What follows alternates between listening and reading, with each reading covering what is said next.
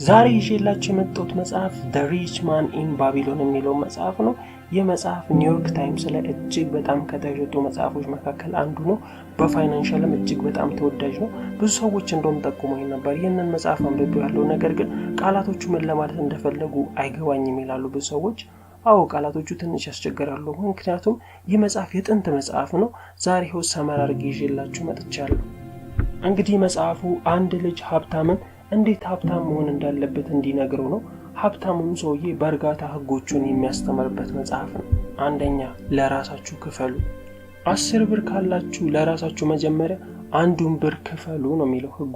10% ምንም ያህል ገንዘብ አገኙ ከኢንቨስት በፊቱላ ለራሳችሁ መጀመሪያ 1 ብር ክፈሉ። ብዙ ሰዎች አሁን ላይ ያገኘውት ወይ ለራሴ መክፈሉ አስፈላጊ ነው? አስፈላጊ ላይሆን ይችላል። ምክንያቱም መጀመሪያ ደሞዛችሁን ስትወስዱ መንግስት መጀመሪያ ይከፈላችኋል። ከዛ ኪራይ፣ ኢንሹራንስ ይቀጥላል። በጣም ጠቃሚ ነው ነገሮችን ለማየት የምታደርጓቸው። መጀመሪያ ወሩ ሙሉ የሰራችሁበትን ገንዘብ ገና እጃችሁ ላይ ሳይደርስ መንግስት ይከፈላችኋል። ከዛ የትምህርት ቤት ክፍያ፣ በጣም ብዙ ወጪዎች ይቀጥላሉ። መቼ ነው ግን መክፈል የምታቆሙት? ቆይ ለራሳችን አንከፍልም እንዴ? አንድ ግሩፕ ሰዎች ቪዲዮ ያሉ እና 10% ብዙ ነው ይቆጥባሉ ኢንቨስት ለማድረግ። እናንተ ከዛ ግሩፕ አባላት ብትሆኑ አስቡት። የሚቀጥለው ሲናሪዮ ላይ እንበልና ነገ ስራ ስትገቡ ላለቃችሁ ድርጅቱ በጣም አስከፊ ሁኔታ ላይ እንዳለ ነገራችሁ፣ ምንም የሚከፍለው ገንዘብም እንደሌለ ነገራችሁ። እናም ከሚቀጥለው ወር ጀምሮ ከደሞዛችሁ 10% ተቀንሶ እንደሚሰጣችሁ ነገራችሁ። ያኔ ምንድን ነው የምታስቡት? እርግጠኛ ነኝ በጣም ትከፋላችሁ። ነገር ግን ስራውን አታቆሙትም። አዲስ ቀን እንዲመጣ ተጠብቃላችሁ። አዲስ ሲቹዌሽን ታስባላችሁ፣ ከዛ ችግር የምትወጡበትን። ነገር ግን ምንም ነገር አታደርጉም። ጥሩ ቀን ይመጣል ብላችሁ ትጠብቃላችሁ። እሱ ይቅርና ህይወታችሁ ላይ ያለውን ለውጥ እንኳን አታዩም። እኔ በግሌ ማስበው 10% አልጀመርም፣ ምክንያቱም ከ3 ወይም ከ4% ነው አስፈላጊ ነገር። ሌላ ሰው የጀመረው ስራ ላይ ነው የምትጀምሩት። ብዙ ጊዜ ስራ ማለት ተቀጥራችሁ መስራት ማለት ሌላ ሰው ስራ የጀመረውን ስራ የሌላ ሰውን ስራ መስራት ማለት ነው። መቼ ነው የራሳችንን ስራ ስንሰራ? ለምንድን ነው አናላይዝ የማታደርጉት? ሁሌ ገንዘብ ቆጥባችሁ ከዛም በኋላ ኢንቨስት ለማድረግ የምታስቡት? አዲስ ወታደር ወደ ጦር ሜዳ ማቀላቀል ማለት ነው። ወታደር ቀንና ማታ ነው የሚዋጋው። የእናንተ ወታደር የሚዋጋው ደግሞ ከሌላ ወታደር ጋር ነው። ነገር ግን ማውጣት ጀመራችሁ ማለት ወታደሮቻችሁን ማስገደል ጀመራችሁ ማለት ነው። በዚህ መጽሐፍ ምዕራፍ ላይ እኔ በግሌ ልጨምርላችሁ፣ ይህ መጽሐፍ ዋና ሐሳብ ነው። ብዙ ሰዎች 10% መቆጠብና ኢንቨስት ለረጅም ጊዜ መንገድ ነው ወደ ሀብት የሚወስደን።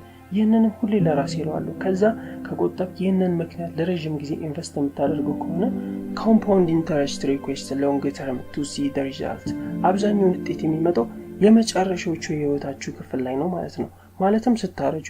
ለምሳሌ ኢንቨስት የምታደርጉት 100,000 ብር ከሆነ እና 10% ሪተርን አላችሁ ማለት በ40 ዓመት የእናንተ ፋይናንሻል ገንዘብ 4.5 ሚሊዮን ብር ነው ማለት ነው።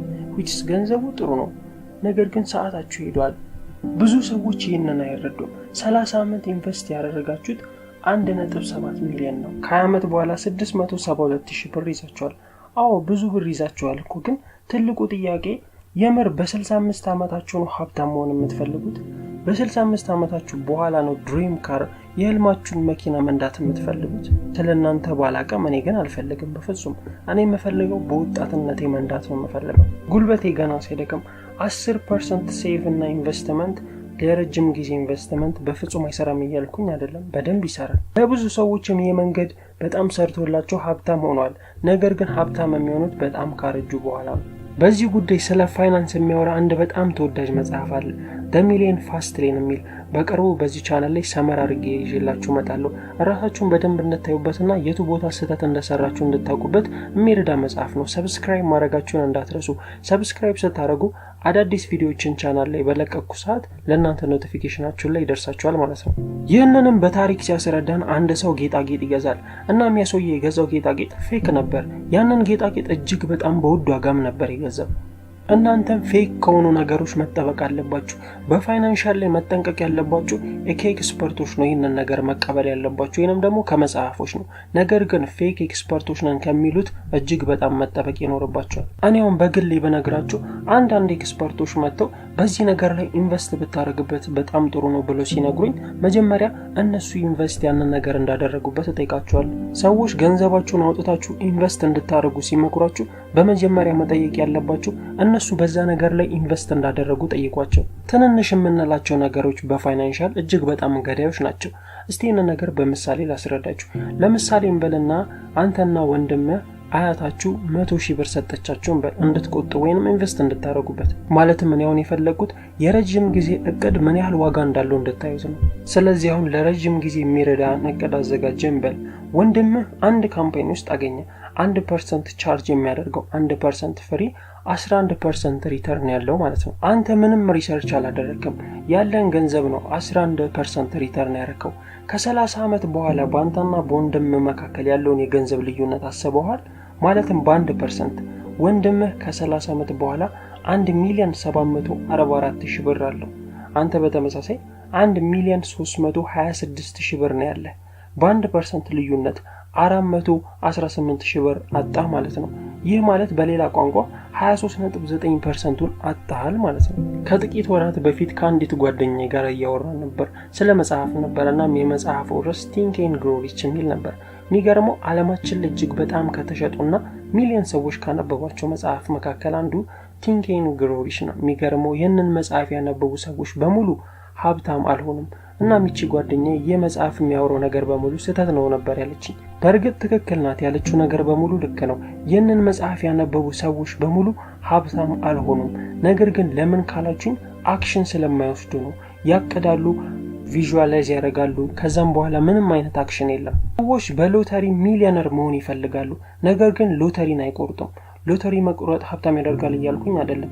እኔ በህይወቴ ቆርጬ አላውቅም። ግን ጎላችን ማሸነፍ ከሆነ ሎተሪ ትኬት እንኳን መግዛት አክሽን ሊሆነን ይገባል። ብዙ ወጣቶች ዛሬ ላይ ሀብታም ሆነው ጥሩ ፋሚሊን ገንብተው ጥሩ ጓደኞች፣ ድሪም ካራቸውን፣ ስዊት ችልድረን ያስባሉ።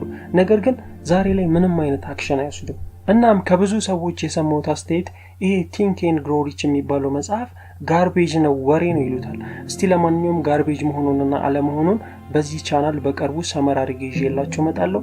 ላይክ፣ ሰብስክራይብ ማድረጋችሁን እንዳትረሱ። አስተውላችሁ ከሆነ ሰዎች ሎተሪን ያሸንፋሉ፣ ከዛም ከጥቂት ዓመታት በኋላ ዜሮ ይሆናሉ። ምንም አይነት ገንዘብ የላቸውም። እድሜ ልካቸውንም ሲያወጡ ነው የሚኖሩት። ሰዎችን አይታችሁ ሊሆን ይችላል ውፍረትን ለመቀነስ ዳይት ያደርጋሉ። በአጭር ጊዜም ውፍረታቸውን ይቀንሳሉ። ከዛም በኋላ ተመልሰው እዛው ውፍረት ላይ ይደርሳሉ። ምክንያቱም ሲስተሙና ልምዱን ስላላዳበሩት ነው። ወደ ሀብታምነት ስትመጡ ሀብታም መሆን መጀመሪያ ላይ ልክ ዋና እንደመለማመድ ነው። ዋናን መጀመሪያ ስትለማመዱት እጅግ በጣም ብዙ ውሃ እየጠጣችሁ እየሰመጣችሁ እየወጣችሁ ነው ይህንን ነገር የምትለማመዱት። ሀብታም መሆን እንደዛው ነው። ነገር ግን አንዴ ዋናውን ከለመዳችሁት ረጅም ዓመት እንኳን ዋና ባትዋኙ ያንን ዋና አትረሱትም። ሀብታም መሆን ልክ እንደዛው ነው። አንዴ ካወቃችሁበት መቼም አትረሱትም። ሌላው ደግሞ የምናየው earn more ነው። ማለትም ብዙ ጊዜ እውቀት ያለው ነገር ላይ ጊዜያችሁን ስታጠፉ ችሎታችሁ ያድጋል። ችሎታችሁ ሲያድግ ደግሞ ያ ችሎታችሁ ገንዘብ ይዞላችሁ ይመጣል። ይህ ጎልደን ሩል ነው። ብዙ ሰዎች ከተመረቁ በኋላ ትምህርትን ያቆማሉ። ሌሎች ደግሞ እድሜ ልካቸውን ይማራሉ። ሰዎች በ90 ዓመታቸውም ይማራሉ፣ ኢምፕሩቭ ያደርጋሉ፣ ትልልቅ እድሎችንም ለመፍጠር። አቬሬጁን ግን ስናየው አብዛኛውን ሰራተኛ ከስራ በኋላ ቲቪ ነው የሚያየው፣ በፍጹም ራሱ ላይ ኢምፕሩቭ አያደርግም። ቆጠባችሁ ኢንቨስት ማለት አዲስ ወታደር ወደ ጦርነታችሁ ማቀላቀል ማለት ነው። ወታደር ቀንና ማታ ነው የሚዋጋው። የእናንተ ወታደር የሚዋጋው ከሌላ ወታደር ጋር ነው። ነገር ግን ማውጣት ከጀመራችሁ ወታደሮቻችሁን እያስገደላችሁ ነው ማለት። why don't you get a job? ለምንድን ነው ስራ የገባኸው? ሮበርት ኪዮሳኪ ሚሊዮነር ከመሆኑ በፊት ይህንን አድርጎ ነበር። ነገር ግን ከስራ ዓለም ወዲያው ነበር በፍጥነት የወጣው። ይገርማችሁ ስራም ቤትም አልነበረውም፣ ጓደኛው ቤት ነበር የሚኖረው። ከዛም በኋላ ነበር ራሱን መጠየቅ የጀመረው፣ ለምንድን ነው ገና እኔ ስራ ማልሰራው? እሱና ሚስቱ ተመሳሳይ ጥያቄ ነበራቸው። የሚገርማችሁ ሁለቱም ተመሳሳይ መስሪያ ቤት በጥሩ ደሞዝ ይሰሩ ነበር። ነገር ግን ሁለቱም ተቀጥሮ መስራትን አልፈለጉም ነበር፣ ጥለው ነው የወጡት። የሚገርማችሁ ጥሩ እንኳን ቢከፈላቸው ተቀጥሮ መስራትን አይፈልጉም። ምክንያቱም ተቀጥሮ መስራት ስህተት ነው ብሎ ያስባሉ በካሽ ፍሎ ኳድራንት። እናም ሮበርት ኪዮሳኪ ሰዎች በአራት ይከፈላሉ ይለናል በገንዘብ አጠቃቀማቸው፣ ኤምፕሎይ፣ ሰልፍ ኤምፕሎይ፣ ቢዝነስማን እና ኢንቨስተር ተብለው።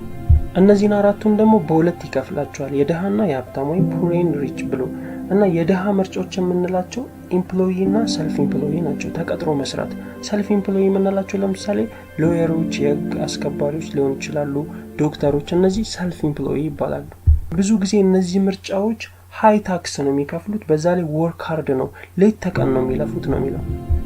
ኤምፕሎይ ወይም ሰልፍ ኤምፕሎይ ከሆናችሁ በጣም ብዙ ታክስ ትከፍላላችሁ። ታክስ መክፈላችሁ ብቻ አይደለም፣ ሀብታም ለመሆን በጣም ረጅም ጊዜ ነው የሚፈጅባችሁ። የህልማችሁን መኪና ፌራሪ ለመንዳት ቢያንስ 70 ዓመት ሊፈጅባችሁ ይችላል። ለዛ ነው ሮበርት ኪዮሳኪ ተቀጥሮ መስራትን የማይፈልገው። እናም ሮበርት ኪዮሳኪ በስተቀኝ ላሉት ማለትም ለቢዝነስ ኦነሮች እና ለኢንቨስተሮች ምርጫ የሆኑት። ምክንያቱም ቢዝነስ ኦነሮች ወይንም ኢንቨስተር ስትሆኑ በጣም ብዙ ገንዘብ ታወጣላችሁ፣ ነገር ግን ትንሽ ታክስ ነው የምትከፍሉት። ታክሳችሁን የሚከፍሉት ኤምፕሎይ እና ሰልፍ ኤምፕሎይ በግራ በኩል ያሉት ነው እንጂ እናንተንም ታክስ የሚከፍሉት። በነገራችን ላይ እዚህ ጋር ልብ ማለት ያለባችሁ ሀብታም ትንሽ ታክስ ነው የምከፍለው ስል ብዙ ጊዜ ሰዎች ይከራከራሉ። እንዴ ሀብታም እኮ በጣም ብዙ የሀገሪቱን ታክስ ሞር የሚከፍሉት እነሱ አይደሉ እንዴት? የትምህርት ቤት የምን የሕክምና የሚሉት በጣም ብዙ የሚሉ ሰዎች አሉ። ነገር ግን ያፈጽሙ ስህተት ነው። ምክንያቱም የሀብታምና የድሃ ታክስ አከፋፈል በጣም ከፍተኛ ልዩነት አለው በካሽ ፍሎ ኳድራንት ስታዩት። ምክንያቱም ሀብታም ከመስራቱ በፊት ነው ታክስን የሚከፍለው። እዚህ ጋር ልብ በሉ። ድሃ ግን ከሰራ በኋላ ነው ታክስ የሚከፍለው። መጀመሪያ ላይ ልብ ብላችሁ ከሆነ አንድ ያልኩት ነገር ነበር። ሰክሰስ ኢንክሪዚንግ ካም በት ሰክሰስ ኤምፕሎይ ኢንክሪዚንግ ካም ብዬ ነበር። መጀመሪያ ሳነሳው እኔ ራሱ ምንም አልመሰለኝም ነበር። ነገር ግን ስረዳው የገባኝ ነገር ኢንክሪዚንግ ካም ከፈለጋችሁ በጣም ጠንክራችሁ መስራት አለባችሁ እና ገቢያችሁ ያድጋል። ገቢ ያደገ ማለት ታክስም አብሮ ያድጋል ማለት ነው። በጣም ብዙ ገንዘብ ነው ለመንግስት የምታስገቡት። ነገር ግን ቢዝነስ ኦነር ወይንም ደግሞ ኢንቨስተር ከሆናችሁ በጣም ሂውጅ የሆነ ጥቅም አላችሁ። በጣም ትንሽ ታክስ ነው የምትከፍሉት። የእናንተን ታክስ የሚከፍለው ኤምፕሎይ ወይም ሰልፍ ኤምፕሎይ ከታች ያለው ማህበረሰብ ተቀጥሮ ከእናንተ ጋር የሚሰራው ነው ማለት ነው። በነገራችሁ ላይ ኤክስፔንስን መመልከት ለጠላቶች ወይም በቲቪ ወይም በስልክ የት እንደምትገላቸው እንደመንገር ነው። ነገር ግን ኤክስፔንስ አሴት ከሆነ ወታደሮችን ወደ ካፒቴን ሞር ሶልጀር ፎር ዩር አርሚ እንደማለት ነው። ያው በወታደር ቋንቋ አሴትን ሳስረዳችሁ፣ ለምሳሌ እናንተ መኪና ገዝታችሁ መኪናችሁ የምታከራዩት ከሆነ ያ አሴት ይባላል። በየወሩ የሚያመጣው ገቢ አለ። ነገር ግን መኪና ገዝታችሁ ያንን መኪና የምትነዱት ከሆነ ሞር ወጪ አለ፣ ብዙ ነገር አለው እና አሴትና ላያቢሊቲን በሪች ዳድ ኤንድ ፑር ዳድ ላይም በደንብ ገልጫለሁ። እዛ ላይ ቼክ ማድረግ ትችላላችሁ። በነገራችን ላይ አንድ የሮበርት ኪዮሳኪ የማረሰው ኢንተርቪው ላይ ሲጠየቅ በዚህ ዓመት ምን ያህል ገንዘብ ሰብስበሃል እና ምን ያህል ታክስ ከፍላል ተብሎ ተጠየቀ። መልሱ በጣም ነበር የገረመኝ። ሚሊየንስ ዶላሮችን ሰብስቤያለሁ፣ ነገር ግን ዜሮ ታክስን የከፈልኩት ነው ያለው። ይሄ እኔ በፍጹም ሊገባኝ አልቻለም ነበር። ሚሊዮነርስ ኤርን መኒ በት ፔይ ዜሮ ታክስ ብለው ፕላትፎርም ላይ ሰራ። ነገራችን ላይ ይህንን ሪፖርት ሮበርት ወንጀል እንደሰራ ወይንም የተለያዩ ነገሮችን እንዳደረገ ነበር አድርጎ ያወጣው። ነገር ግን ሮበርት የተከተለው ትክክለኛው መንገድ ነበር። ስለዚህ ሰዎች በአራት ይከፈላሉ። ወደ አንዱ ጋር ስንመለስ ኤምፕሎይ እና ሰልፍ ኤምፕሎይ ሆናችሁ ወይንም የቅጥር ሁኔታ ላይ ሆናችሁ ነገር ግን ወደ ኢንቨስት እና ወደ ደግሞ ቢዝነስ ኦነር መምጣት ከፈለጋችሁ አዲስ ነገሮችን መማር አለባችሁ። ሮበርት እንደሚለው ይህ ካሽ ፍሎ ኳድራንት አዲስ መንገድ ወይንም አዲስ ቋንቋ እንደምትማሩ አድርጋችሁ አስቡት። ተቀጥራችሁ መሰሩ ከሆነ እነዛን ቋንቋዎች ምን እንደሚሉ ሀብታሞች ተማሩ። ያንን መማር ህጉን ማወቅ ያስፈልጋል። ሰራተኛ ከሆናችሁ ብዙ ጊዜ ጉድ ቤኔፊት ምናምን የሚባሉ ነገሮች አሉ። አሁን ለምሳሌ እኔ ከዚህ ቤት እዚህ ድርጅት ተቀጥሬ ስሰራ 5 ዓመት ከሆነኝ በኋላ አለቃ እኮ እንደፈለገ አይሆንብኝም። ምክንያቱም ለውጥ አስል ያገልግሎቴን ጠይቀዋለሁ። እነዚህ ናቸው እንግዲህ የሰራተኛው ቋንቋ የሚባሉት። ወይኔ ደሞዝ ጭማሪ እየመጣ ነው። መቼ ነው ፔሮል የሚዘጋው? ፔሮል ተዘግቷል አይደለ? እነዚህ የኤምፕሎይ ወይም የሰራተኛው ቋንቋ ይባላሉ። እነዚህን ቋንቋዎች እንዴት ነው ሀብታም ወደሚላቸው ቋንቋዎች መማር የምትችሉት? ሀብታም የሚሉትን ደግሞ መማር አለባችሁ። ሀብታም ደግሞ የሚላቸው ነገሮች አሉ። ኦፒኤም አደር ፒፕል መኒ ማለት ነው፣ የሌላ ሰው ገንዘብ። እነዛን ነገሮች መማር አለባችሁ። በመጀመሪያ ላይ ሌፍት ኳድራንት ከሆናችሁ ወይንም ደግሞ ኤምፕሎይ ወይም ሰልፍ ኤምፕሎይ የቅጥር ሁኔታ ላይ ካላችሁ ምንም ማለት አይደለም። ወደ ቀኙ መስመር ወይንም ወደ ራይት ፍሎ ኳድራንት ለመምጣትም መንገዱ አለ። አሁን ብዙ ኮሜንቶች አሉ። እንዴት ነው ከሌፍት ወደ ራይት መምጣት የምንችለው? እንዴት ነው የኢንቨስተር አስተሳሰብ የሚኖረን? እንዴት ነው ቢዝነስ ኦነር መሆን የምንችለው ይላሉ። ነገር ግን በጣም ብዙ የሮበርት ኪዮሳኪን መጽሐፍ የሚያነቡ ሰዎች ልክ ሲያነቡት ኤክሳይትድ ይሆናሉ። እስቲ መጀመሪያ ላይ ግን አንድ ጥያቄ ስቲል ጠይቃችሁ፣ አትሌት መሆን ትፈልጋላችሁ? ወርቅ የሚያመጣ ጀግና የሆነ ሪከርዶችን የሚሰባበት በጣም እጅግ የሚያመራ አቋም ያለው አትሌት፣ በሀገሩ የሚወደድ የሀገሩን ሰንደቅም ከፍ አድርጎ ያውለበለበ አትሌት መሆን ትፈልጋላችሁ? ይህን ጊዜ ብዙ ሰዎች አሁን ይምረጠኝ ፕሊዝ ሳይን ሚ አፕ ይላሉ። ነገር ግን እዛ ነገር ውስጥ ከመግባታችሁ በፊት ያሉትን ደረጃዎች ልንገራችሁ። ግን አስባችሁታል የኦሎምፒክ አትሌት መሆን እንዴት ከባድ እንደሆነ? በቀን ውስጥ ከ5 እስከ 6 ሰዓታችሁን እኮ ጂም ውስጥ ወይንም ትሬኒንግ ላይ ነው የምታጠፉት። በዛ ላይ ያስቡት ያን ሁሉ ትሬኒንግ ሰርታችሁ የምትፈልጉትን ምግብ እንኳን አትበሉ። አሰልጣኝ ወይም ኮች የመረጠልን ምግብ ነው የምትበላው። አስበዋል ምን ያህል ከባድ እንደሆነ? የምትፈልጋቸውን ሰዎች፣ ፓርትነሮችን፣ የምትወዳቸውን ሰዎች፣ ቤተሰቦችን በፈለክበት ሰዓት እኮ አታገኛቸውም። ምክንያቱም ያን ሁሉ ትሬኒንግ ከሰራ በኋላ ወደ አልጋ ነው መሄድ ቶሎ ያለብህ፣ ቶሎ መተኛት አለብህ። ቶሎ ተኝተህ ጠዋት ቶሎ ተነስተህ ደግሞ ትሬኒንግ መስራት አለብህ። ይህንን ካላረክ ኦሎምፒክ ላይ ያንን ሁሉ ሪከርድ አሰባበር። ስለዚህ አሁንስ አትሌት መሆን ትፈልጋላችሁ? ይህን ጊዜ ብዙ ሰዎች አይቅርብኝ ምናልባት ሌላ ነገር ለሞክር ይላሉ። ይህንን ምሳሌ መጀመሪያ የተጠቀምኩት ስለ ቢዝነስ ኦነሮችና ስለ ኢንቨስተሮች ሳልነግራችሁ ተመሳሳይ መንገድ ስለሆነ ነው። ቢዝነስ ኦነር ወይንም ኢንቨስተር ለመሆን እጅግ በጣም ከባድ እንደሆነ እንድትረዱት ስለፈለኩ ነው ይህንን ታሪክ የነገርኳችሁ። ሰዎች ብዙ ጊዜ ችግሩን ባለማወቃቸው ምክንያት ብቻ ሳይሆን መጨናነቅም ስለማይፈልጉ ነው ኢምፕሎይ ተቀጥሮ መስራትን የሚፈልጉት። ግን ልብ እንድትሉልኝ የምፈልገው ነገር በፍጹም እናንተ ኢንቨስተር ወይንም ቢዝነስ ኦነር መሆን አትችሉም እያልኩ አይደለም። ነገር ግን ኮስቱን እንድታስቡት ስለፈለኩ ነው። ለራሳችሁን እንድታዘጋጁና በቀጥታ እንድትጓዙ ስለምፈልግ ነው። ከ5-6 ውድቀት በኋላ ባክቱ ፔሮል እንዳትሉ፣ ወደ ፔሮል እንዳትመለሱና ወር ጠባቂዎች እንዳትሆኑ ስለምፈልግም ጭምር። በነገራችን ላይ ኢንቨስተር ለመሆን ወይንም ቢዝነስ ኦነር ለመሆን በፍጹም ጡንቻ አያስፈልግም። በውስጣችሁ እንድትይዙት ስለምፈልግ ነው። በሌላ ቋንቋ ከትምህርት ቤት ጨርሳችሁ የመጣችሁት ያለምንም ትምህርት እንድትሆኑ እንድታውቁ። ምክንያቱም ትምህርት ቤት ቢዝነስ እንዴት እንደሚሰራ አንድ ቀንም ተነግሮን አያውቅም። አንድም ቀን ቤተሰቦቻችሁ ስለ ቢዝነስ ነግራችሁ አያውቁም። በዛም ምክንያት በወጣትነታችሁ በጣም ብዙ ተከፍላላችሁ። ታዲያ ምን ማድረግ አለባችሁ? ጂም ውስጥ እንዳላችሁ ራሳችሁን አስቡ። ጂም ውስጥ ልክ ስትገቡ እናንተ ጀማሪዎች ናችሁ። ገና 6 ፓክ ያለውን በፍጹም አትመልከቱ። የራሳችሁን ብቻ ስሩ። ሁለተኛ why do people want job security in bad? የዛሬ 100 ወይም 200 ዓመት ወደ ኋላ ተመለሳችሁ ብትመለከቱ የእናንተ አባት ወይንም የአባታችሁ አባት ገበሬዎች ሊሆኑ ይችላሉ። ነገር ግን እነሱ ተቀጥሮ አይደለም የሚሰሩት፣ ለራሳቸው ነው የሚያርሱት ወይንም ለራሳቸው ነው የሚሰሩት። እነዛ ሰልፍ ኢምፕሎይ ይባላሉ። ወይም ደግሞ ሱቅ ሊኖሩ ይችላል፣ ለሌላ ሰው እቃ የሚያቀርብ ለምሳሌ መዶሻ፣ መጥረቢያ ሊሆን ይችላል። ያ ደግሞ ቢዝነስ ኦነር ይባላል። በነገራችን ላይ ስራ ፈጣሪዎችና ሰልፍ ኢምፕሎይዎች በጣም ኮመን ናቸው። ስለዚህ ለምንድን ነው ጆብ ሴኩሪቲ የምትፈልጉት? ሮበርት እንደሚለው መልሱ እጅግ በጣም ቀላል ነው። ምክንያቱም ስለዚህ ቋንቋ ስላልተማራችሁ ነው መልሱ። ከትምህርት ቤት ጀምሮ ጠንከራችሁ ተማሩ። ጠንከራችሁ ከተማራችሁ ስታድጉ ጥሩ መስሪያ ቤት በጥሩ ደሞዝ ተቀጥራችሁ ትሰራላችሁ እየተባላችሁ ከመጣችሁ የምታስቡት በጥሩ ደሞዝ ጥሩ መስሪያ ቤት መቀጠርንና መስራትን ነው። ስለዚህ ይህንን ቋንቋ ስላልተማራችሁት ነው አዲስ የሚሆነው። ለዛም ተቀጥራችሁ ለ40 ዓመት ትሰራላችሁ። ማንም አይነግራችሁም። የትምህርት ቤት ሲስተሙ፣ መልቲናቹራል ኮርፖሬሽኑ፣ ሚዲያው በፍጹም ይህንን ነገር አይነግራችሁም። ወይም ስለ ፋይናንሻል ፍሪደም ማንም የሚያወራ የለም፣ ስለ ገንዘብ። ስለዚህ ሁሌ የምትከተሉት አንድ አይነት መንገድ ነው። እሱም ጉድ ግሬድ፣ ጥሩ ግሬድ አምጣ ነው። ዛሬ ላይ ብዙ ተማሪዎች ወደ ዩኒቨርሲቲ ይሄዳሉ።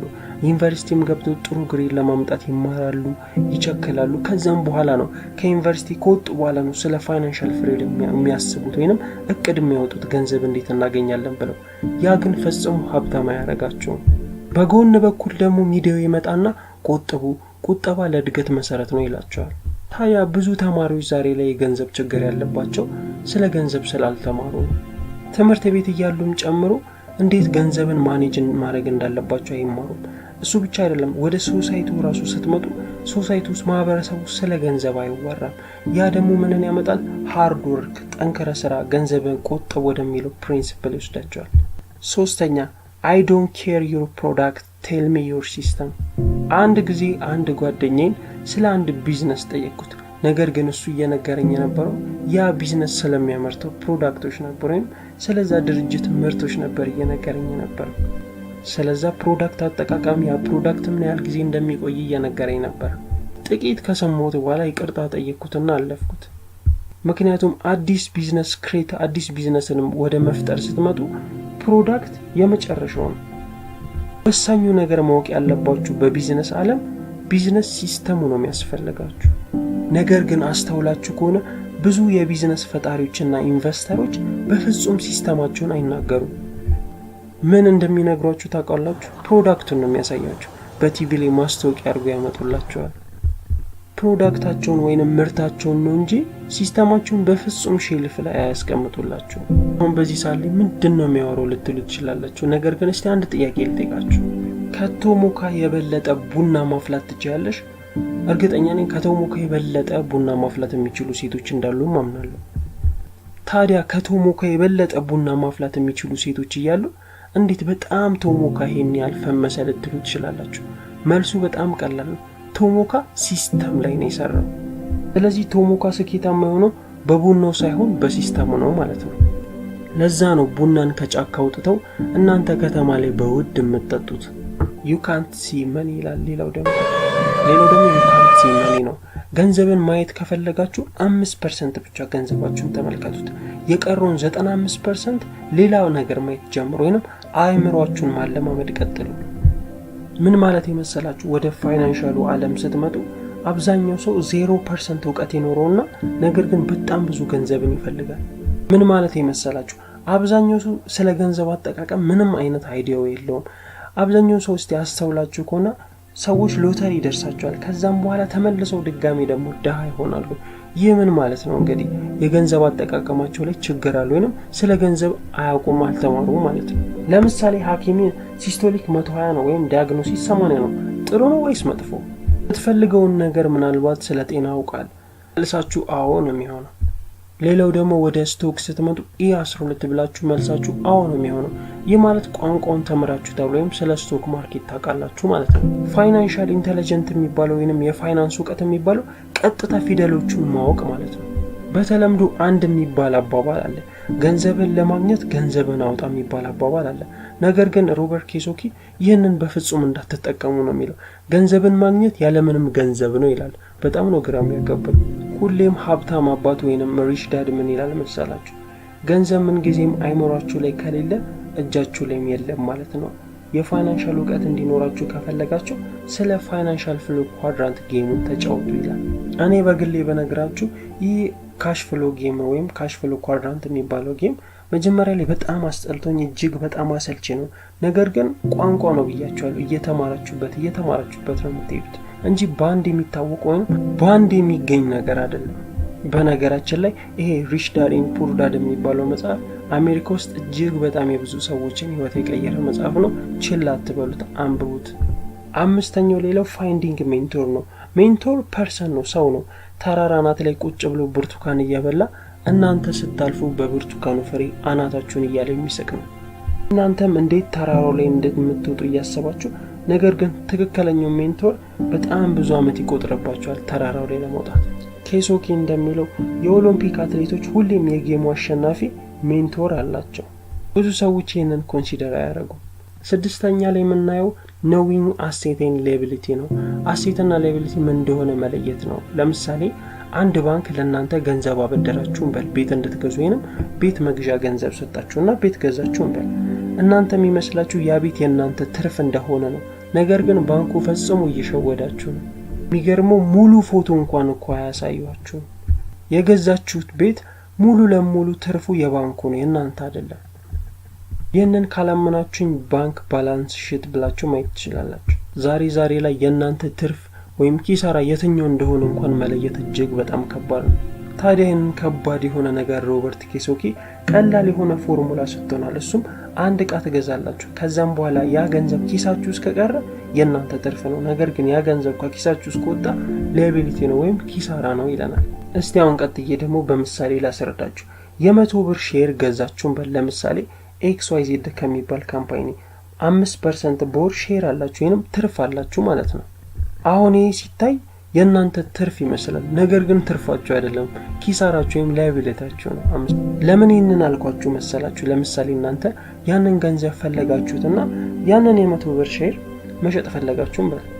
ያኔ ልክ ስትሸጡት ገንዘባችሁ ከ5 ወደ 6 ከፍ ይላል። ሙሉ በገዛችሁበት ዋጋ አይሸጥም። 100 ብር ከገዛችሁት 100 ብር አይሸጥም። ስለዚህ ያኔ ገንዘብ ወደ ኪሳችሁ ወይም ወደ አሴታችሁ ገባ ማለት ነው። ዛሬ ላይ ብዙ ሰዎች አሴት ይሁን ላይቢሊቲ ይሁን ትርፍ ይሁን ኪሳራ ይሁን ለመለየት ራሱ ይቸገራል። በነገራችን ላይ ገንዘብ እጅግ በጣም ውስብስብ ነው። ገንዘብን በደንብ መቆጣጠርና ማስቀመጥ ከፈለጋችሁ አሴትና ላይቢሊቲ የሚሉትን ሁለቱም በደንብ መለየት ይኖርባችኋል። ሌላው እንግዲህ የምናየው 7ኛ ላይ the power of faith ነው። ሁሉም ነገር እናንተን ነው የሚጠብቀው። ገንዘብ፣ መኪና፣ ስዊት ልጆች እናንተን ነው የሚጠብቁት። በእናንተ ስም እኮ ይሄኔ በጣም ብዙ ነገር አለ። በአንቺ ስም በጣም ብዙ ነገሮች አሉ። ጠንከራችሁ ለዛ ነገር መስራት አለባችሁ። ያ ነገር እናንተን ነው የሚጠብቀው። you need to solve rock phase ምንድን ነው የምትፈልጉት? እናንተ የምትፈልጉት ነገር እኮ እሱም እናንተን እየፈለጋችሁ ነው። ስቲል እየጠበቃችሁ እኮ ነው። በነገራችን ላይ ስኬታማ ሰዎች ፌዝ ናቸው።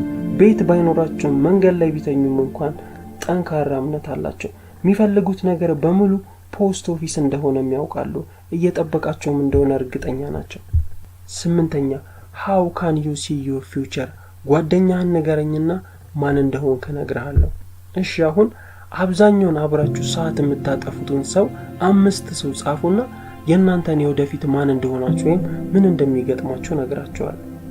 ስለዚህ አሁን አንድ ትዕዛዝ ልዘዛችሁ። አንደኛ አብራችሁ ጊዜ የምታጠፉትን 5 ሰዎች ጻፉ። ሁለተኛ ላይ ደግሞ ስትመጡ ካሽ ፍሎ ኳድራንት ቀደም ባሳየዋችሁ ሰንጠረዥ መሰረት 4 ውስጥ የትኛው ላይ ቦታ እንደሚመደቡ እነዛ ሰዎች ጻፉ። በቀን ውስጥ አብራችሁ ጊዜ የምታጠፉት ሰው ሰልፍ ኢምፕሎይ ነው፣ ኢምፕሎይ ነው፣ ኢንቨስተር ነው ወይስ ቢዝነስ ኦነር ነው? እነዛን ለዩት። ከለያችሁ በኋላ እነዛ ሰዎች እናንተ በማትፈልጉት ወይንም ደግሞ እኔ በነገርኳችሁ the right choice ካልሆኑ ከነዛ ሰዎች ጋር ፈጽሞ መሆን አቁሙ፣ ሀብታም መሆን የምትፈልጉ ከሆነ። 9ኛ winning and losing ማሸነፍ ወይም መሸነፍ። ኢንቨስተር ወይንም ደግሞ ቢዝነስ ኦነር የምትፈልጉ ከሆነ ኢሞሽናሊ በስሜታችሁ ጠንካራ መሆን መቻል አለበት። ማሽንን ማኔጅ ማድረግ እንደምችል ማለት ነው። እና እኔም የራሴን ኢፌክቲቭነስ እንዴት መጨመር እንዳለብኝ በማስብበት ሰዓት ነበር ይህንን መጽሐፍ ያገኘሁትና ካነበብኳቸው እጅግ ለኔ ጠቅሞኛል ያልኳቸው ነገሮች ዛሬ ለእናንተም ላካፈላችሁ ይዤላችሁ መጥቻለሁ። ፎከስ ኦን ዩር ስትሬንግስ ኢግኖር ዩር ዊክነስስ። ጠንካራ የምንላቸው ሰዎች ጠንካራ ድክመት አላቸው። ለምሳሌ ብንመለከት አንድን ተራራ ብትመለከቱት በተራራው ልክ ነው ቁልቁለትም ያለው። ማንኛውም ሰው በሁሉም ነገር ላይ ጠንካራ መሆን አይችልም። አንድ ነገር እዚህ ጋር ልንገራችሁ፣ ድክመት የሚባል ነገር አለ። እናም በዚህ ዩኒት ላይ የሚለን ዊክነሳችሁን ድክመታችሁን እርሱት ነው። ምክንያቱም ሁሉ ጊዜ ድክመታችሁ ላይ የምትሰሩ ከሆነ ሰዓታችሁን ነው እያጠፋችሁ ያላችሁት። ጠንካራ ጎናችሁ ላይ ጠንከራችሁ ስሩ ነው የሚለን ይሄ። ምክንያቱም ጠንካራ ጎናችሁን ስታጠነክሩ ነው ውጤትም ቶሎ የምታገኙት። ይህንን ምክር ብዙዎች አይቀበሉትም። ለምሳሌ ገና ከልጅነታችን ጀምሮ ማትስ ላይ ቆጥሮ አይደለም ማትስ ላይ ጠንከረ መስራት አለብህ እና ማትስ ላይ ብዙ ስራ ማትስ ላይ ጊዜን አጥፋ እንባላለን። ገርማችሁ አሁን ራሱ እኔ እንደዚህ ተልቆኝ ማትስ ላይ እጅግ በጣም እቸገራለሁ። እናም በዚህ መጽሐፍ ላይ ድሮከር ይህ እጅግ በጣም ፉሊሽ ነው የሚለን። እናም እሱን ትታችሁ የእናንተን ስትሬንግስ ጠንካራ ጎኔ ነው የምትሉትን ነገር ፈልጉት። ኢሬሌቫንት ትሆናላችሁ። ሜክ ዩር ስትሬንግስ ሶ ስትሮንግ that your weakness become irrelevant ይላል። ለምሳሌ የእናንተ ጠንካራ ጎን ወርቅ፣ የእናንተ ደካማ ጎን ደግሞ አሸዋ ብላችሁ ሰዱት። ስለዚህ አሁን ማተኮር ያለባችሁ ምን ላይ ነው? ወርቁ ላይ ነው ማተኮር ያለባችሁ፣ አሸዋውን ትታችሁ ማለት ነው። አሁን ደግሞ እዚህ ጋር ብዙዎቻችን የምንቸገረው እንዴት ነው ጠንካራ ጎኔን ማግኘት የምችለው የሚለው ነው። በመጀመሪያ ላይ ራሳችሁን አብዞርቭ አድርጉት። እስቲ የራሳችሁን ፓተርን ፈልጉት። እናንተ ስትሰሩ ውጤታማ የምትሆኑት ወይንም እናንተ ስትሰሩ ሞር ደስ የሚላችሁ በቲም ስትሰሩ ነው ወይንስ ደግሞ ለብቻችሁ ተነጥላችሁ ስትሰሩ ነው? ስታነቡ ነው ወይንስ ደግሞ ስታዳምጡ ነው? ጠዋት ላይ ስማር ነው ወይንስ ደግሞ ማታ ላይ ሳነብ ነው እኔ ሞር ፕሮዳክቲቭ የሚለውን ለዩ። ምክንያቱም ሁላችንም እንለያያለን። አንደኛው የሚሰራው ለአንደኛው ስለማይሰራ ማለት ነው። ኢፌክቲቭ ሰዎች ለራሳቸው የሚመቸውን ያውቃሉ። የሌሎችን ምርጫ አይደለም የሚመርጡት። ሌሎች ውጤታማ ስላደረጋቸው ያ ነገር እነሱም ያንን ነገር ያደርጋሉ ማለት አይደለም። ለነሱ የሚበጀውን ለነሱ የሚሰራላቸውን ኢፌክቲቭ የሚያደርጋቸውን ነገሮች ይመርጣሉ። ታዲያ ኢፌክቲቭ የምንላቸው ሰዎች ዊክነስ ያለባቸውን ሰዎች ሲያጋጥማቸው ወይንም ዊክነስ ያላቸው ነገር ላይ ምንድነው የሚያደርጉት? በዚህ ሰዓት ላይ እነዚህ ኢፌክቲቭ የምንላቸው ሰዎች የሚያደርጉት እነዛ ሰዎች ስትሬንግዛቸውን እንዲያገኙ ኢንቫይሮንመንት ይፈጥሩላቸዋል። ማለትም እነዚህ ሰዎች በየትኛው መልኩ ቢሰሩ ነው ውጤታማ ሊሆኑ የሚችሉ የሚሉትን ያስባሉ። ለምሳሌ እናንተ መስሪያ ቤት አንድ ጆን የሚባል ሰው አለና አካውንታንት ነው እንበል። ነገር ግን በቃ በቲም መስራት አይችልም። ከሰዎች ጋር ተግባብቶ አንድ ላይ መስራት አይወድም። እናም የጆን ማናጀሮች ምን አደረጉ? ፕራይቬት ለብቻው የሚሰራበትን ቦታ አመቻቹለት። ኢፌክቲቭም እንዲሆን አደረጉት።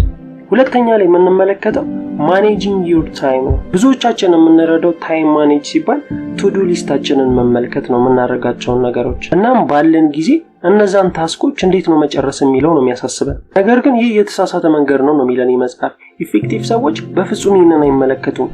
ታይማቸውን ነው የሚመለከቱት። በፍጹም ፕላን አያደርጉም። አክቹዋል ትራክ ጎዝ ይፈጥራሉ። ለምን መሰላችሁ? እኛ የሰው ልጆች ስንባል እጅግ በጣም ድክመት አለብን። ራሳችንን ኮንትሮል ማድረግ፣ ፕሮክራስቲኔሽንን ማጥፋት እጅግ በጣም እንቸገራለን። ለምሳሌ አንድን ስራ መስራት ፈልጋችሁ ትላንት ያደረጋችሁት ነገር ወይንም ደግሞ ምሳ ምን ልበሉ እንደምትችሉ ማሰብ ትጀምራላችሁ። ማይንዳችን አኪዩሬት ይሰራል። the last 24 hour ምን ሰራው ብሎ ማለት ነው። ከዛም በኋላ አይምሯችሁ ላይ ሪቪው ነው የሚፈጥርላችሁ። ምን እንዳደረጋችሁ ምን እንዳላችሁ ነው የምትዝ የሚላችሁ። ምክንያቱም ሪላየብል የሚያደርግበት አንዱ ምክንያት ማይንድ ሪከርድ ስለሚያደርግ ነው የምታደርጓቸውን እያንዳንዱ እንቅስቃሴዎች። እናም አንዳንዴ ኤስቲሜት በሚባሉት ሰዎች እንዴት ታይም ማኔጅ እንደሚያደርጉ ነው ግራም ይገባል። እናም በዚህ መጽሐፍ ላይ ኤስቲሜት የሚያደርጉትና ሪከርድ የሚያደርጉትን ለሁለት ጎራ ከፍሎ ያሳየናል። እናም የሚገርማችሁ ምንም አይነት ተመሳሳይነት የላቸውም። ሪከርድ ከሚያደርጉትና ኤስቲሜት ከሚያደርጉት ምንም አይነት ቃል አይመሳሰልም። እናም በአንድ ካምፓኒ ውስጥ የተጠናን ጥናት ይህ መጽሐፍ ይገልጽልናል። ኤስቲሜት የሚያደርጉ ሰዎችና ሪከርድ የሚያደርጉ ሰዎች ብሎ ማለት ነው። እናም በዚህ መጽሐፍ ላይ በአንድ ወቅት የተጠና ጥናትን ይነግራል። ኤስቲሜት የሚያደርጉ ሰዎችና ሪከርድ የሚያደርጉ ሰዎች ብሎ ለሁለት ይከፍላቸዋል። እናም ጥናቱ የተደረገው አንድ ጆን የተባለ ሰራተኛ ላይ ነበር። እናም ያ ጆን ከሲኒየር ሰራተኞች ጋር ስብሰባ እንደነበረው ብዙ ታስኮችን ጽፎ ነበር። ነገር ግን አንዱንም ሊያሳካው አልቻለም። ነገር ግን የሚሰራቸውን ታስኮች ሪከርድ ማድረግ ሲጀምር የትኛውን በመጀመሪያ ላይ ማድረግ እንዳለበት ሲያስብ ሞር ፕሮዳክቲቭ እየሆነ መጣ። ሌላው ደግሞ ታይማችንን ማኔጅ ማድረግ የሚጠቅመን ወይንም ታይማችንን ሪከርድ ማድረግ የሚጠቅመን ታይም the most scarce resource ነው። ማለት ቀናት በተቆጠሩ ቁጥር ያንን ነገር እያጣነ ነው የሚሄደው።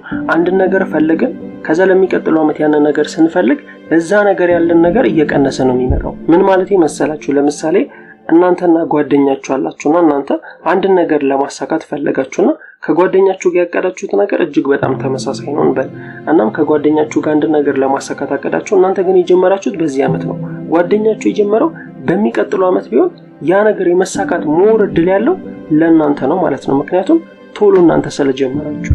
ስለዚህ ምንድነው የምናደርገው? ለምሳሌ እናንተ ለአንድ ሳምንት ልትሰሩ ያቀዳችሁትን ነገሮች ሊስቱን ዘርዝራችሁ አስቀመጣችሁት። ከዛ በኋላ ያላችሁን ሰዓት ማኔጅ ማድረግ ነው የምትጀምሩት። ማኔጅ ማድረግ ማለት ኢሊሚኔት ነው የምታደርጉት። የትኛውን በመጀመሪያ ላይ መስራት አለብኝ የሚለውን ማለት ነው። በመጀመሪያ ላይ ራሳችሁን 3 ጥያቄ ጠይቁ። እነሱ የመጀመሪያው ጥያቄ ይህንን ነገር ባቆመው እኔ ላይ ምን ሊፈጠርብኝ ይችላል የሚለውን ነገር ጠይቁ። ምንም ሊፈጠር ካልሆነ አቁሙት። ሁለተኛው ጥያቄ ሌላ ሰው ከኔ በተሻለ ይህንን ነገር ማን ሰርቶታል? የሰራውን ሰው ካገኛችሁ ከዛ ሰው ጋር ዴሊጌት ማድረግ ጀምሩ። ሶስተኛው ጥያቄ ምን ያደረኩ ነው ታይሜን ያጣሁት ያለሁት ብላችሁ ጠይቁ ራሳችሁ። አሁን ከዚህ በኋላ ማያስፈልጋችሁን ቱዱ ሊስቶቻችሁ ላይ የተዘረዘሩትን ነገሮች ማያስፈልጉትን ካወጣችሁ በኋላ ኮንሶሊዴት ነው የምታደርጉት። እናም በአንድ ጊዜ ብዙ ሊስቶችን ከፍታችሁ ሁሉም ነገር ላይ የምትሰሩ ከሆነ በፍጹም ፕሮዳክቲቭ ልትሆኑ አትችሉም። ምክንያቱም 30 ደቂቃ ሞር ፎከስ ሆኖ የሰሩት ይሻላሉ 2 ሰዓት ሙሉ አንድ ነገር ላይ ቁጭ ብሎ 15 ደቂቃ ይሄንን ስራ 15ኛው ደቂቃ ላይ ያኛውን ስራ ከሚሰሩት ይልቅ ማለት ነው። እናም ድረከር እንደሚለን ከግማሽ ቀን እስከ 2 ሳምንት ድረስ አቅዱ ነው አንድ ነገር ለማሳካት። ማለት እስኪ ያስቡት እንዴት እንደሚከብድ። እስቲ ማን ነው አንድ ነገር ላይ ለ2 ሳምንት ሙሉ ፎከስ የሚያደርገው? ለዛም ነው ጥቂት ሰዎች ብቻ ኢፌክቲቭ ሆነው ነገሮች የሚሳኩላቸው። ራሳችንን ብንመለከት እንኳን አንድ ዩቲዩብ ቪዲዮ ማየት ከጀመረን በኋላ እሱን ትተን ደግሞ ሌላ ርዕስ ማየት እንጀምራለን። ሶስተኛ ላይ የምንመለከተው do the most important task first, don't take the second one ነው። ድረከር እንደሚለን first thing first, how about the second one? don't touch it። ስለ ኢፌክቲቭነስ አንድ ሚስጥር ቢኖር እሱም ኮንሰንትሬሽን ነው። ኢፌክቲቭ ሰዎች ራሳቸውን በመጀመሪያ ላይ የሚጠይቁት ጥያቄ ኮንሰንትሬት ሳይሆን አንድ ነገር እንዴት ማሳካት ወይንም አንድ ነገር እንዴት መፈጸም እችላለሁ ብለው ነው። ሰዎች በአንድ ጊዜ ብዙ ታስኮችን ብዙ ፋይሎችን በመክፈት ብዙ ስራ የሚሰሩ ይመስላቸዋል። ለምሳሌ 4 ሰዓት አንድ ነገር ለመስራት ይቀመጡና ብዙ ፋይሎችን ይከፍታሉ። ከዛ በኋላ ምንም ነገር ግን ሲፈጽሙ አናይም። ለምሳሌ እንበልና እናንተ የተወጠሩ ፊኛዎችን በሽጉጥ እንድመቱ ከሩቅ ሆናችሁ ተሰጣችሁ እና በመጀመሪያ ላይ ምንድነው የምታደርጉት? ሁሉንም ፊኛ እኮ አይደለም በአንድ ጊዜ የምትመቱት። በመጀመሪያ አንደኛውን ሲጨርሱ አንደኛው ሲፈነዳ አንደኛውን እያረጋችሁ ነው የምትሄዱት። በዚህ ሰዓት ላይ ብዙ ጥያቄዎች ሊኖራችሁ ይችላል። እኔ እኮ ቱ ዱ ሊስቴ ላይ ማድረግ የምፈልጋቸው ነገሮች እጅግ በጣም ብዙ ነገሮች ናቸው። ታዲያ እነዚህ ነገሮች እንዴት ነው መፈጸም የምችለው ልትሉ ትችላላችሁ። አሁን ኢፌክቲቭ ሰዎች የሚያደርጉትን ነገሮች እነግራችኋለሁ። ኢፌክቲቭ ሰዎች የሚያደርጉት ስታፕ ዱዊንግ ሊስታቸውን ይጽፋሉ። ማለትም ማድረግ የሌለባችሁን ነገሮች እስቲ መጻፍ ጀምሩ። ማድረግ የሌለባችሁ ነገር ምንድነው? ምናልባት ስትሰሩ ስልካችሁን ካጠገባችሁ ዞር ማድረግ ሊሆን ይችላል። ቱ ዱ ሊስታችሁን እነዚህን ነገሮች ማድረግ የለብኝም ብላችሁ በመጀመሪያ ሊስት አድርጓቸው። ዲሳይድ ማድረግ ስለሚጠቅም ማለት ነው። ዲሳይድ what you shouldn't do is more important decide what you should do። ኢፌክቲቭ ሰዎች ትላንት የነበራቸውን ዲሲዥኖች በደንብ ያውቋቸዋል። እናም የት ጋር እንዳቆሙ ከየትም ጋር መጀመር እንዳለባቸው ያውቃሉ። ነገ ከየቱ ጋር እንደምትጀምሩ ማወቅ ኦርጋናይዜሽናል ዌት ኮንትሮል ይባላል። ምክንያቱም ባለቤትየው ያንን ነገር ሼፕ ካላረገው ኦቨርዌት ስለሚሆን ማለት ነው። አራተኛ ላይ የምንመለከተው ፎከስ ኦን ኮንትሪቢዩሽን ኖት ዘ ኢፈርት። ኢፌክቲቭ የምንላቸው ሰዎች ሁልጊዜ ትኩረታቸው ኮንትሪቢዩሽን ላይ ነው። ሪዛልትን ኢምፕሩቭ ለማድረግ ምን ላይ ነው ኮንትሪቢዩት ማድረግ ያለብኝ ብለው ራሳቸውን ይጠይቃሉ። ብዙዎቻችን ግን የምናተኩረው ኢፈርት ላይ ነው። ድሮከር እንደሚለን ኢፈርት ላይ ብቻ ትኩረት የምታደርጉ ከሆነ እናንተ ተከታዮች ናችሁ። ምንም ያክል እንኳን ታይተላችሁ ትልቅ ቢሆን ምንም አይነት ውጤት አታዩም። ነገር ግን ሪዛልትን የምትመለከቱ ውጤትን የምትመለከቱ ከሆነ መሪ ትሆናላችሁ ማለት ነው። ምንም ያክል እንኳን የእናንተ ታይተል ሎ ቢሆንም ማለት ነው። ማንም ሰው እኮ ኢፈርትን አይመለከትላችሁም። ለምሳሌ እናንተ ምንም ያክል ጠንካራ ስራ ብትሰሩ ሰዎች ውጤቱን ነው እንጂ የሚመለከቱት እናንተ ከኋላ ያሰለፋችሁትን ነገር ከኋላ ያሰለፋችሁትን ለቅሶ ማንም አይላችሁም። አምስተኛ ላይ የምንመለከተው ፎከስ ኦን ሜኪንግ ኢፌክቲቭ ዲሲዥንስ። ኢፌክቲቭ የምንላቸው ሰዎች በፍጹም ሜኒ ዲሲዥን አይጠቀሙም። ብዙ ነገሮችን ዲሳይድ አያደርጉም። ኮንሰንትሬት የሚያደርጉት ኢምፖርታንቱ አስፈላጊ ለሚሉት ነገር ላይ ብቻ ነው። ለነሱ ቢግ የሚሉትን ፒክቸር ይመለከታሉ። አንድ ነገር ላይ ብቻ ነው ዲሳይድ የሚያደርጉት። አንድ ፕላን ብቻ ያወጣሉ። ከዛ በኋላ ከስር 10 ዲሲዥን ይፈጠራሉ። እነዛን ነገሮች እንዴት በቶሎ መፈጸም እንደሚችሉ ማለት ነው። እንዴት መሰላችሁ? ለምሳሌ እሁድ ማብሰል ወይንም ደግሞ እሁድ ቤታቸውን ማጽዳት ካለባቸው ያንን ነገር ብቻ ነው የሚያደርጉት። ለምሳሌ መስሪያ ቤት ላይ ሃየር ሰማን ሊኖርባቸው ይችላል። ያንን ነገር ለእናንተ ይሰጧቸዋል ወይም ሌላ ሰው እንዲሰራ ያደርጋሉ። ሌሎች እስቲ ዲሲዥን ሜኪንግ ፕሮሰሶችን እንመልከት። ሁልጊዜም የሚነሱት ከአይዲያና ከኦፒኒየን ነው። ሁልጊዜም ሰዎችን አማካሪ ናቸው። እንደዚህ ብናደርግ ይሻላል ብለው ነው አይዲያቸውን እንጂ ይሄ መሆን አለበት የሚሉ ሰዎች አይደሉም። ምክንያቱም ከዲፈረንት ኦፒኒየን የሚመጡ አይዲያዎች እጅግ ውጤታማ ስለሆኑ ማለት ነው። ኢፌክቲቭ የምንላቸው ሰዎች ኦርጋናይዝድ ዲስአግሪመንትን ይፈጥራሉ በሁለት ምክንያቶች። የመጀመሪያው ዲስአግሪመንት ከእናንተ ጋር የሚፈጥሩት ቤስት የሚሉትን አይዲያዎች ለማግኘት ነው። ምክንያቱም ሁለት ሰዎች ያወሩበት ሐሳብ እጅግ በጣም ምርጥ ስለሚሆን ማለት ነው። በቲም የተወያያችሁበት ነገር እጅግ በጣም ውጤታማ ይሆናል ራሳችሁ ብቻችሁን ከምትወስኑት ይልቅ። ሁለተኛው ባክአፕ ፕላን ለመያዝ ነው። ይሄኛው እቅድ ባይሆንላችሁ ያኛውን ማድረግ እንዳለባችሁ። ለምሳሌ በቲም ተወያያችሁ። በቲም ከተወያያችሁ በኋላ አንዱ ሐሳብ ጸደቀ፣ ቢ ፕላን ደግሞ ያስፈልጋል። ውሳኔ የምንላቸው ነገሮች ያለ ፕላን ቢ ውሳኔ ሊባሉ አይችሉም። ፕላን ቢ የላችሁም ማለት ፕላን ኤ እንኳን ፌል ቢያደርግ ከዛ በኋላ ጊቭ አፕ ነው ቢሆነው በቃ ተስፋ ትቆርጣላችሁ። ያንን ነገር ለመስራትም ሞራል አይኖራችሁም። ነገር ግን ፕላን ቢ ያላችሁ ማለት ኪፕ ጎይንግ ነው። በመጨረሻም ይህን መጽሐፍ ላጠቃልላችሁ በኩዊክ ሪካፕስ፣ ያው ኩዊክ ሪካፕስ ስለምትወዱ ማለት ነው። በመጀመሪያ ላይ ያየነው ኢግኖር ዩ ዊክነስስ ነው። ምክንያቱም ሰዓታችሁን እያጠፋችሁ ነው ያላችሁት፣ ወይንም ስትሬንግዛችሁ ላይ ሞር ስትሰሩ ሞር ስትሬንግዝ እየኖራችሁ ነው የሚመጣው። ነገር ግን ዊክነሳችሁ ላይ ጊዜያችሁን የምታጠፉ ከሆነ ሞር ታይማችሁንም እያጣችሁት ነው የምትመጡት። ሁሉም ነገር ላይ ፕሮዳክቲቭ፣ ሁሉም ነገር ላይ ውጤታማ ልንሆን ስለማንችል ማለት ነው። ሁለተኛ ላይ ያየነው ታይማችሁን ሬጉላር አድርጉት። በዚህ ምክንያት ነው ታይማችሁን አይደንቲፋይ የምታደርጉት ወይም ታይም ዌስተር የምትሉትን ነገሮች የምትለዩዋቸው። ላርጅ ታይም ብሎክ አበጁለት፣ እሱም በኮንሶሊዴት ማለት ነው። ሶስተኛ ላይ ያየነው ፈርስት ቲንግ ፈርስት ኢግኖር ዘ ሰከንድ ቲንግ። አንደኛውን ስራችሁን በመጀመሪያ ላይ ሰርታችሁ ጨርሱ። ሁለተኛውን ታስክ በፍጹም እንዳትነኩት። የመጀመሪያውን ከጨረሳችሁ በኋላ ነው ያንን የምትሰሩት። ቱ ዱ ሊስታችሁን ክሊር ማድረግ እንዳትረሱ፣ ምክንያቱም የሚረዳችሁ አዲስ አይዲያዎችን ወደ አእምሯችሁ ስለሚያመጣላችሁ ማለት ነው። አራተኛ ላይ ያየነው በቢዝነሳችሁ ኢፌክቲቭ መሆን የምትፈልጉ ከሆነ ራሳችሁን ጠይቁ። ምንድነው ኮንትሪቢዩት ማድረግ ያለብኝ? ስራዬን በመሰራ ሰዓት ሎ ኢምፓክት ያለው ስራ የትኛው ነው? የትኛውን ማቆም አለብኝ ብላችሁ ራሳችሁን ጠይቁ። አስታውሱ፣ ሁልጊዜ ፎከስ ማድረግ ያለባችሁ ሪዛልት ላይ ነው፣ ውጤት ላይ ነው። የእናንተን ኤፈርት ማንም አይመለከትላችሁም። አምስተኛ ላይ ያየነው ሜክ ፊው በት ስትራቴጂክ ዲሲዥን፣ ስሞል ዲሲዥኖች እንድትጠቀሙ ያደርጋችኋል። አንድን ታስክ ትመርጣላችሁ፣ ከዛ በዛ ታስክ ስር ምን ማድረግ እንዳለባችሁ ትዘረዝራላችሁ። የሌሎችን አይዲያ ኦፒኒየን መቀበላችሁን በፍጹም እንዳትረሱ። አይ ሆፕ የመጽሐፍ የቱ ቦታ ላይ ፎከስ ማድረግ እንዳለባችሁና ምን ስታደርጉ ምን አይነት ሪዛልቶች እንደምታገኙ እንደመራችሁ ወይም ትንሽ አይዲያ እንደፈጠረላችሁ አስባለሁ። እንደዚህ አይነት መጽሐፎች ቢዝነስ ሊሆን ይችላል፣ ፐርሰናል ዲቨሎፕመንት፣ ሳይኮሎጂ መጽሐፎችን የምትፈልጉ ከሆነ ፕሌሊስት ላይ ቼክ ማድረጋችሁን እንዳትረሱ። ስላዳመጣችሁኝ አመሰግናለሁ።